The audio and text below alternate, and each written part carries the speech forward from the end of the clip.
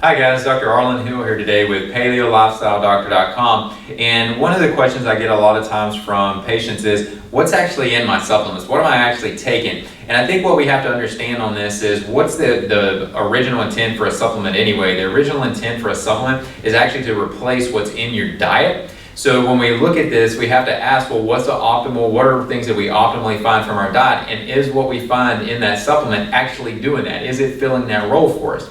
Now, that brings me to what you commonly pick up over the counter, and one of the things that I always challenge my patients to do is to actually go down the aisle and pick up different things and look at it and see if these are things that you would on your own, if you knowingly had the option, if these were things that you would put in your body, because I bet at the end of the day, most of you would look at those supplements and go, I'm not taking that. That's not an ideal thing for me to be putting in my body. So let me give you a couple examples on this. One of the ones that I point to right away is coloring agents. If you pick up a supplement and it has some type of coloring agent in that, coloring agents are actually known toxins. They actually promote irritability to our nervous system, and they have also been equally shown to be an immune system stimulant and to be promoting of autoimmune conditions. So absolutely you don't want to see any type of color in there. Another category that you're going to find are fillers. Fillers are just really put in there to take up space, to maximize the real estate in a capsule, if you will, and they don't add any true nutritional value to what you're ultimately, or to the product itself. There is a difference, many don't recognize that there is a difference between a capsule and a tablet. Your tablets have to be, you have to put a lot of pressure, a lot of heat on these capsules, or on the tablets to actually manufacture these.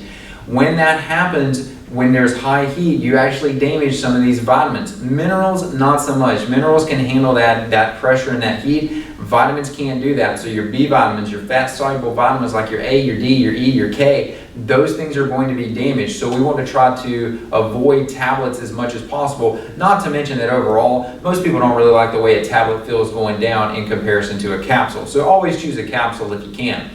Now, the probably most important on this is, bottom line, what ingredients are in there, like the true ingredients, the active ingredients that you're going to find.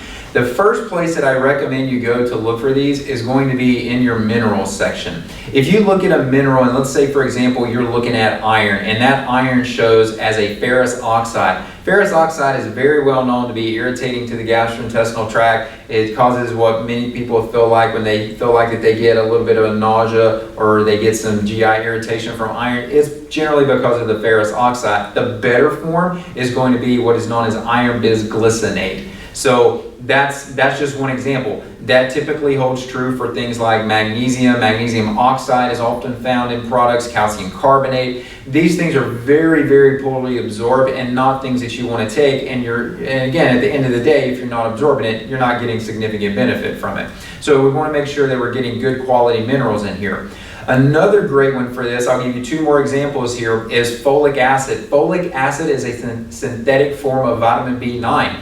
We want what are known as folates. Folates are what we derive from our food. And again, if the things that we're taking in supplemental form are not consistent with what we consume as our food, then have we really met what our objectives are? And probably the answer to that is going to be no. We always want to choose a folate versus a folic acid. So if it's folic acid, it's a cheaper option.